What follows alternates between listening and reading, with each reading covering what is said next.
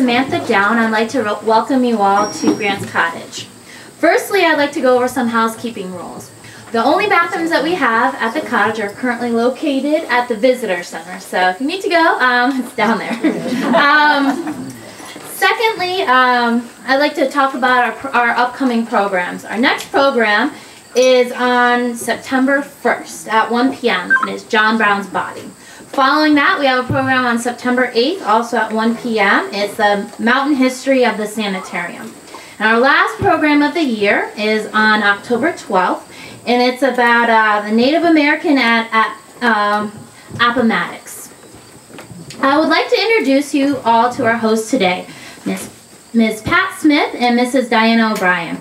Pat Smith has been a Civil War reenactor for over 20 years, a self-taught quilt historian, and has been a tour guide here at Grant's Cottage for over 4 years. You can please give a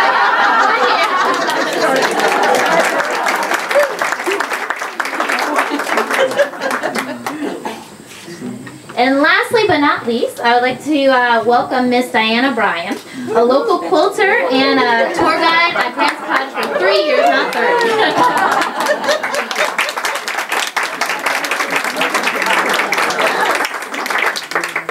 This is my first time in this get-up, so... I thought you were Michelle Ricky at first. No, I feel like Cinderella. Sue, come in. Will you please stand up? Sue, come in. I know I'm going to embarrass her. This is the lady that made this dress.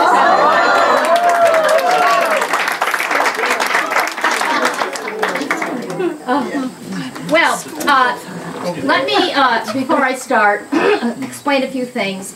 My part of the presentation, and first of all, thank you all for coming. This is great. This is great. My part of the presentation is going to be mostly historical. I'm going to talk about women's involvement during the Civil War, and they sure were involved.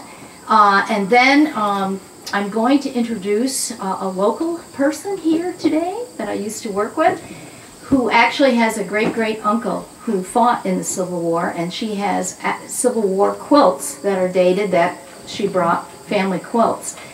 And then during the presentation, I'm going to have various people stand up and read actual letters that were written during the Civil War. All right? All right, here we go. Can you hear me okay? Good. If all that has been said by orators and poets since the creation of the world in praise of women were applied to the women of America, it would not do them justice for their conduct during this war. God bless the women of America. That was a quote from Abraham Lincoln from the collected works of Abraham Lincoln. Neither the northern United States nor the southern Confederate States were ready for a prolonged conflict at the start of the American Civil War in April of 1861. The governments of both sides were not prepared for the immediate muster of tens of thousands of soldiers who needed uniforms, boots, shelter, and bedding. Men were so enthusiastic to enlist that they left home with just the clothes on their backs, expecting to be provisioned at the recruitment centers. Many towns and states in the North prepared their regiments for war and built the federal government afterwards. Men mustering, for instance, from Claremont, New Hampshire, assembled for a special ceremony before mounting the train to Concord, and each recruit was presented with a revolver, a knife, a bound pocket testament, and clothing from flannel shirts to woolen socks. I'd like to hear from Arlene right now.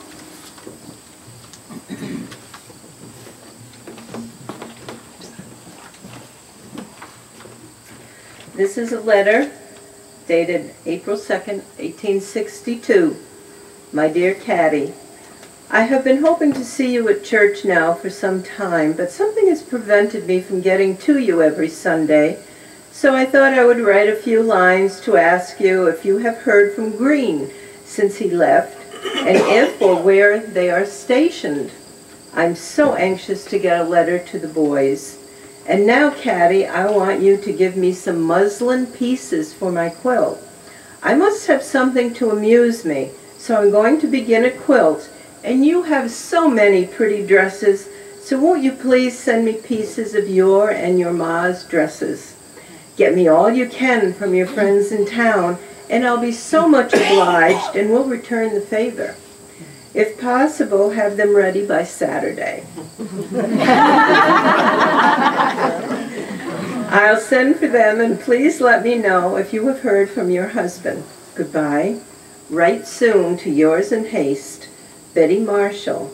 It's a letter from Elizabeth Marshall to Kathleen Boone Samuels. I'd like to hear from Connie.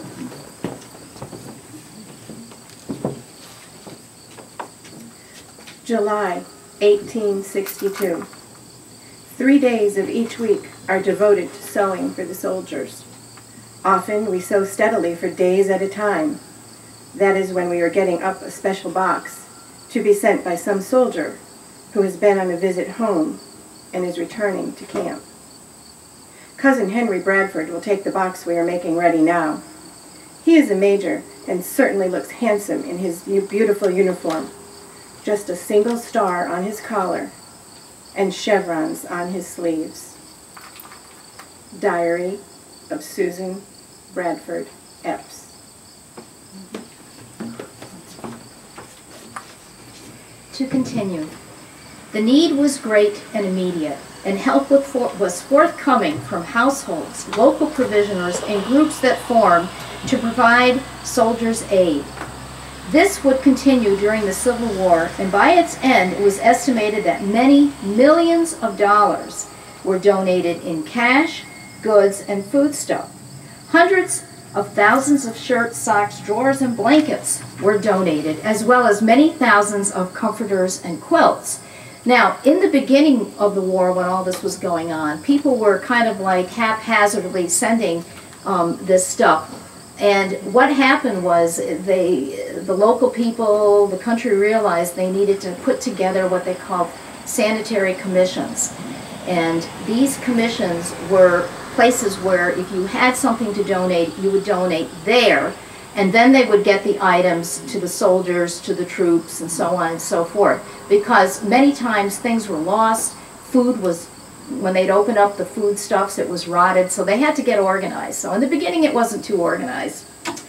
Standard equipment for the Union soldiers included a rifle with a bayonet, an ammunition, a haversack for food and necessities, a canteen for carrying water, a blanket, and a vulcanized rubber blanket used for ground cover.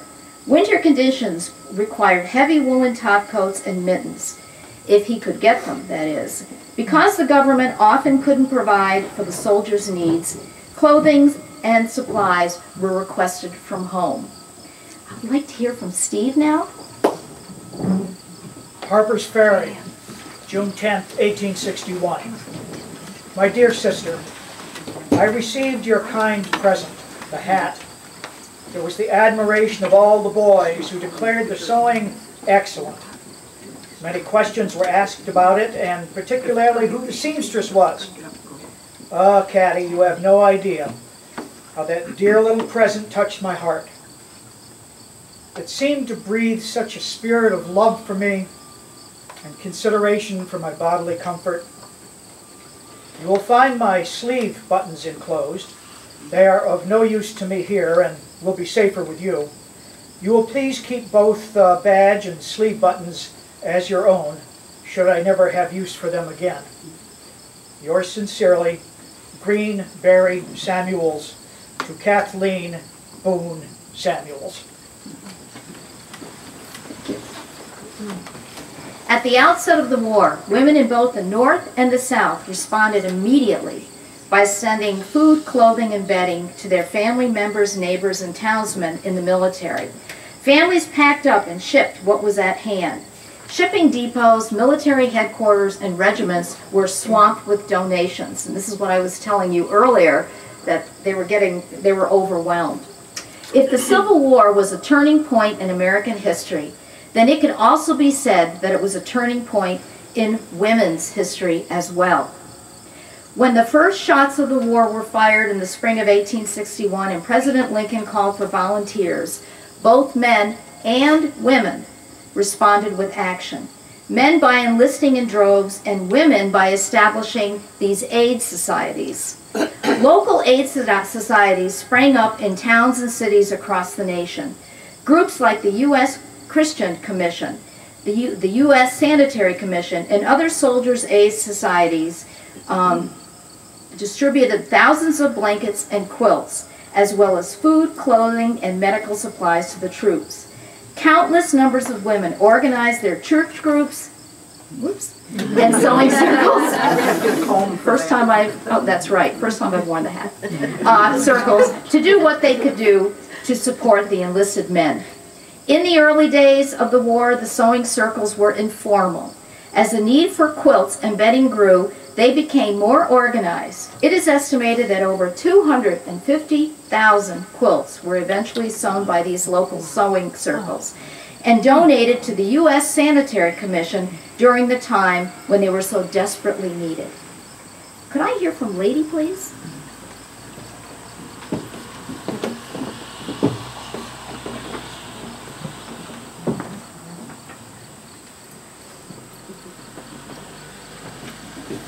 This is a letter from a mother to her son, dated March 4th, 1864. My dear son, oh, how anxious I am to have this dreadful war over, that I might once more see my dear boy back home. I sometimes feel nearly wild, but pray continually to God to keep all of mine and me in the right way, or I would be a maniac. May God bless you and keep you, my dear child, from all the harm and guide your steps aright. It's a letter from Verena Ann Banks Howell Davis to Jefferson Davis Howell. You have to represent both sides. A strong sisterhood of quilting developed during this time period. Women bonded together for support and used their sewing skills for community service. Women's experiences during the war were varied. Most women were not only affected by it, but also transformed in some way. Their lives inside and outside the home changed after the war.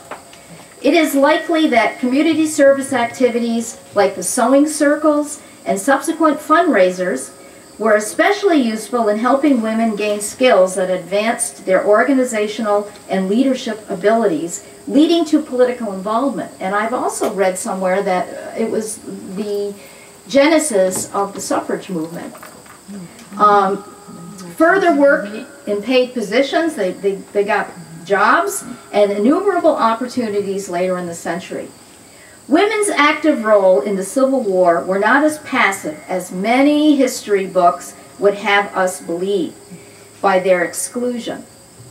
They did more than nurse the sick. Their motives were as diverse as those of men. Some had a pure and simple desire to serve their country. Others had sons, brothers, husbands, fathers, or lovers in the army and served in order to be near or to be of some help.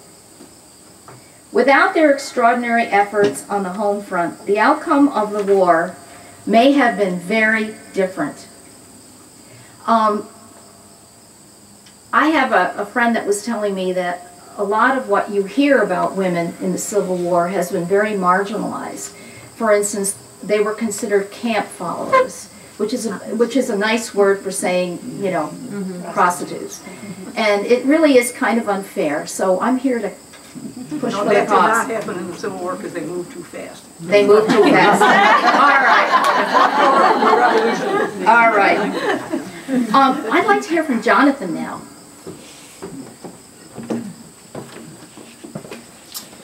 This is a letter from George Lee to his mother, written from Manassas Junction on October 11th, 1861. Dear Mother, I would have written as soon as I received your letter if the box had come with it, but as the captain could not bring them with him, he had to get them transported on freight, which did not arrive until yesterday. I am thankful for the boots, which are a trifle too large, but I reckon by the time that I put on 2 or 3 pairs of stockings, they will nearly fit me. We were all very glad to see the captain, and we were also pleased to see the things he brought with him, which added so much to our comfort. Times are all very quiet here. We hear firing on the Potomac nearly every day, though I heard some of the boys say that Mr. Chrisman was collecting goods to bring to the soldiers. If such be the case, I wish you would send me an old quilt or something, as somebody has stolen my shawl, and I think I shall need one this winter. But you need not send anything unless someone can bring it, for it will cost too much to get anything here. I must close now. Give my love to all and tell them to write. Goodbye, your loving son, George.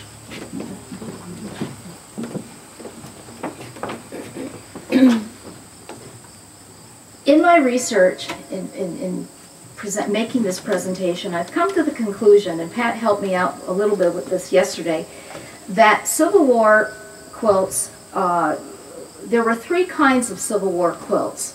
There was one that was made specifically for the soldier, and that was usually a smaller quilt. Pat will talk more about that. Pat, incidentally, is going to talk specifically about the quilts when I'm finished. Another kind was for the family that would not see war but would be, placed on a bed. And the third kind was the fundraiser quilt. And quite often people would sign these quilts, and then they'd have this big fundraiser, and whatever money they made from it would be donated to the cause. Now, years ago, 1996 maybe, I'm not exactly sure when, there was a book that came out called Hidden in Plain View, and it was a book about the Underground Railroad and the African-American struggle during, of course, the big struggle during the Civil War. And it is true that many African-American slaves were wonderful quilt makers. Unfortunately, many of the quilts that they made were given to their masters' wives and families, and they were not credited with these quilts. We'll never know that, which is too bad. But this book, Hidden in Plain View, was a fascinating book. It turned out to be very undocumented. The stories are wonderful, but there is really no proof about it. But just to tell you how sweet the stories were and how I wish they were true, is that according to this book, there were certain quilt blocks that people made, and if you look over there, I have some of the quilt blocks hanging on a clothesline. And according to the book, during the Underground Railroad days, different families that were connected to the Underground Railroad would hang these quilt blocks outside their homes. And that was a clue to the runaway slave that it was a safe house. And they would go in and they'd be fed and they'd spend the night, and then they would be on their way. Another story that evolved, but sadly we have no proof of, is slaves would make quilts that the white folk didn't realize were actually maps to freedom. And they would take knots and they would knot the quilts in certain ways, and those were their, if someone was getting ready to take off, they would take the quilt, or they would memorize the quilt according to the knots on the, on the quilts. Again, I wish these stories were true, but we don't have solid documentation on them. So for now, we've got to say they're nice stories. Maybe someday something will come through. But Harriet Tubman never mentioned this thing, and we're pretty sure she would have said something. Now, a couple things here. Where are the rest of these Civil War soldiers' quilts? There are 2 parts to the answer. First, conditions in the camps, battlefields, hospitals were brutal for soldiers and their possessions. During battles, many possessions were lost as men marched and engaged in the enemy. When battle lines shifted, camps were abandoned and everything left behind was lost. When a soldier was killed on the battlefield, his body was often raided, and possessions were taken by other soldiers, camp followers, or residents of the area. Thousands of men were wounded, and not everything was carried with them if they were taken to the field hospital and eventually transferred to another hospital. Blood-stained uniform, bandages, and bedding items were burned when they were damaged beyond repair. So many of them were burned and lost. Second, quilts that survived the Civil War without documentation of the maker, purpose, or recipient lost their meanings after the men who used and carried them died. A utility quilt that survived a soldier's use during the war may have been of a simple pattern and probably was stained from hard use. Imagine a 9-patch scrap quilt, long and narrow, badly stained, worn and torn. There was no label sewn on the quilt maker, by the quilt maker. No name, no date, no presentation. Further, imagine the soldier who fought in the Civil War and carried that quilt through the last few months before peace was won. When he came home, he convinced his wife not to pitch it onto the rag heap. She boiled it to remove the insects and the filth, dried it in the sun, and at his insistence put it away in the trunk with his uniform. 3 generations later, the trunk is open, the uniform removed, and its value is recognized. But what about that ragged old brown stained quilt? Why save that? Many thousands of quilts didn't survive the first step of cleaning after the soldiers returned. Now, you would think that 100% of these quilts were made by women. There is a Civil War soldier's quilt that a Civil War soldier made, and I'd like to kind of read his story to you because I'm really fascinated by it. Let me see if I can get, whoops, is this the right one? Here comes John. Okay, thank you. We have some pictures. That one right there, the last one. Nope, that's mine. Go back. Those are all mine. Back, back, back. You'll see these in a minute.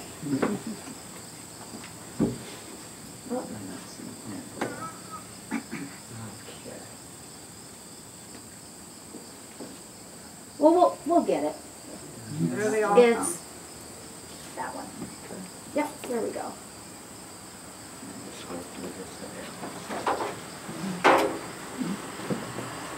This is the quilt that Stephen A. Lewis made. Stephen A. Lewis was born April 5th, 1838 at Edinburgh, Beaver County, Pennsylvania. During the Civil War, he served with 2 units, Company E of the 19th Ohio Voluntary Infantry and Company C of the 104th Ohio Voluntary Infantry, where he obtained the rank of sergeant. Mr. Lewis was engaged in the Battle of Franklin, Tennessee on November 30th, 1864, when he was wounded. A musket ball passed through one side of his face and out the other. Yeah. His Union comrades left him behind thinking he had perished. When Mr. Lewis regained consciousness, he discovered Confederate soldiers scouring the battlefield for Union survivors. Along with others of the wounded, he was forced to start marching to the infamous Anderson Prison in Georgia. Along the trail, Lewis found an axe head that he hid in his clothing. That night, after the guard had fallen asleep, Lewis struck him with the axe head and ran for his life, with dogs tracking his scent. He happened upon a slave woman's cabin where he explained who he was and what was happening. Now, this woman could have gotten rid of him, and she didn't. She's a real hero. She took him in and hid him under a corn husk mattress, where she laid down on the mattress to disguise her scent.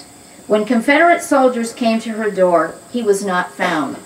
At dawn, his rescuer walked him to the Union lines, for which he was taken to the Union Hospital in Louisville, Kentucky. Here at this hospital, he made this quilt from old blankets, Confederate and Union uniforms, and any scraps he could find. Unfortunately, his wound never fully healed, and he wore a beard the rest of his life to disguise the scars. Mr. Lewis returned to Ohio and eventually relocated his family to Alva, Oklahoma territory. He farmed there until his death on February 20th, 1923.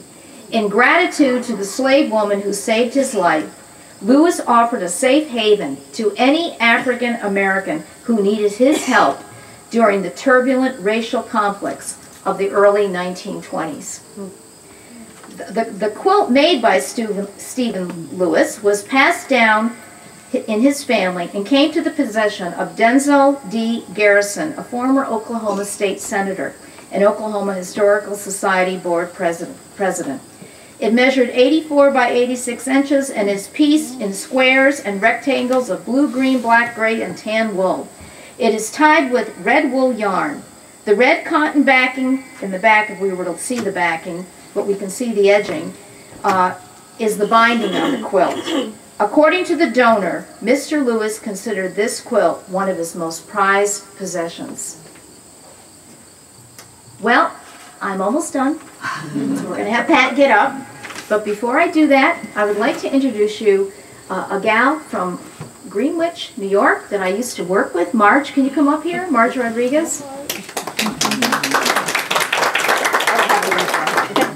And Marge's great uncle fought in the Civil War, and she not only brought her family clothes, right? Grandfather. Oh, grandfather. Great-grandfather. Oh, sorry. Great-great-great-grandfather. She not only brought his uniform and his hat, and I'm not sure. That's the ammunition box. His ammunition box. Okay, haversack maybe. And I want to hold it up to you, but I also want to show you some of the quilts that she brought and that were made by your great-great-grandmother? Yes. Okay. Yes. Here's his uniform. Isn't that amazing? Wow. It's an actual Civil War uniform. They said that was probably his dress uniform. His dress probably uniform. was nothing he fought That's why it in. lasted. Yes. Yes. Here's his hat, Kepi? kepi, and here's his haversack. No, that's an ammunition box. A haversack would be canvas. Oh, okay. You put your caps in it to pull out and shoot. So here's his ammunition box. I was telling Marge that this alone, or a button alone, you would not believe what they sell for on eBay. So be careful. Yes. I'm going to let Marge tell you a little bit about the quilts that she brought in. We'll start with this one right here. And if I could, oh, thank you so much. We're going to hold it up. We'll come over here so you can get a better look. And we'll hold them up over here too, Pat, right? Okay. So here is the Carolina Lily.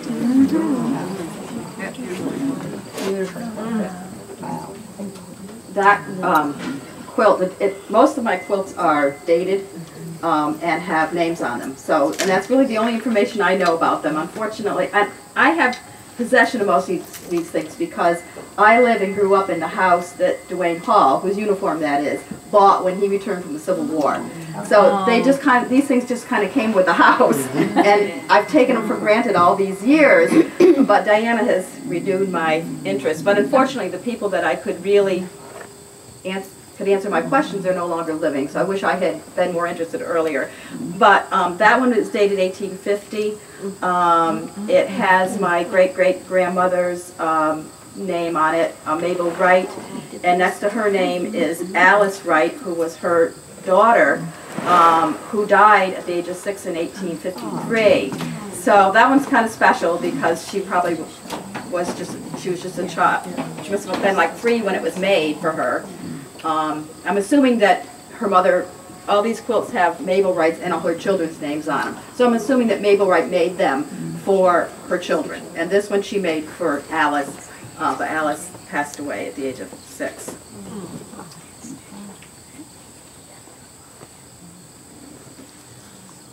By the way, a Civil War quilt is considered a Civil War quilt from 1850 to 1865.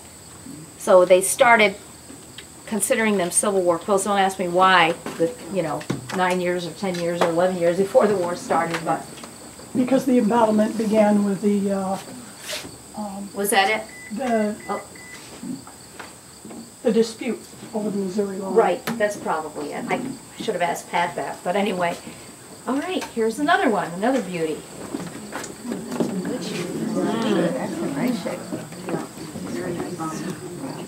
That one, I think the date on this one is 1861, so it's a little bit younger, and I don't know, some of them are in better shape than others, and I don't know whether they were more saved for guests or weren't used as daily as some of the other ones. I don't know.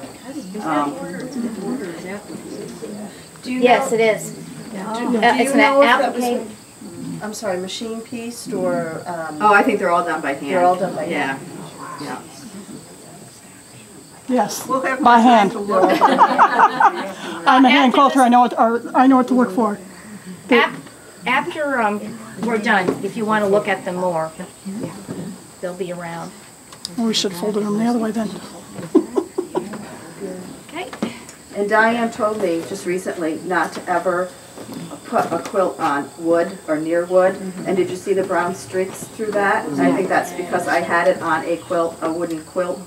Well, also, Stand folks, you all should those fold years. them on the diagonal. You see it has crease lines where the thread is cracked. We'll show you how to fold them on the diagonal so that they're That one actually has nothing on it, so that has no information on it. This one actually was given to my sister, so, and she got it to me yesterday. I wonder if they were No, there's no stuffing. No, you can see from the back side. Okay. Because some of them are a little, That would be the difference in the fabrics. yeah. One will pucker more than the other, and over time it gives it a three-dimensional look. Okay. Could you just show us, thank you? Here we go. Sorry. Right.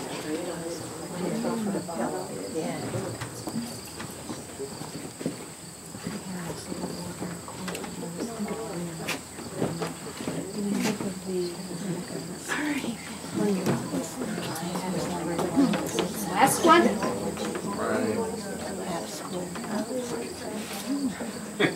They like the little like.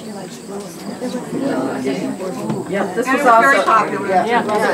Very popular. this was also 1861, and this one was actually has my great grandmother's name on it, who was married to Dwayne Hall. So that's how the story comes together. It does have the crack on it. Oh, where is he buried, Marge? In Greenwich Cemetery, yes. All right. Thank you so